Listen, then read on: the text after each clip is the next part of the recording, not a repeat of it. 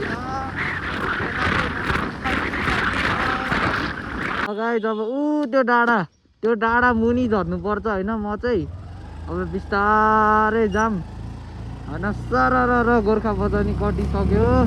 अब आनन्दले जानुपर्छ है त। आमा बुवाले दाउरा ल्याइरहनु भएको छ। दाउरा अब हुन्छ मजा जब सुदन गुरुङको क्षेत्र छिर्छ, जब हुन्छ मजा। भोट पर घन्टी होइन, त्यसपछि रात्रि परिसक्यो। अब बिस्तारै जानुपर्छ। चार्ज पनि धेरै छैन। अब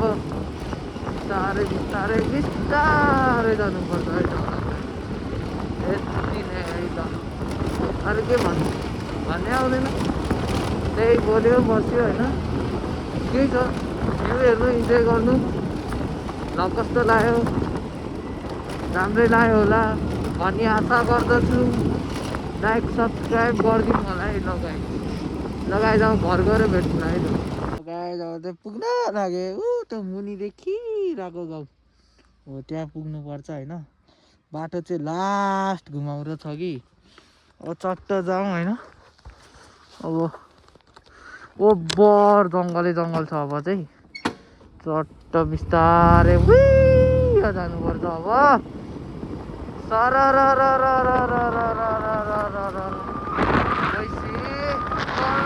गाउँ पुग्नुपर्छ। यति घुम्नुपर्छ कि गाइस, यति घुम्नुपर्छ। यहाँबाट यस्तो बाटो जाने भाइ के जान्थ्यो होइन। यस्तो टर्निङ घुमाउरो बाटो, घना जङ्गल। ओ माई गड, के गर्ने होला गाइस, केही नगर्ने, टक्क लाइक सेयर सब्सक्राइब गर्ने, बुझ्नुभयो नि।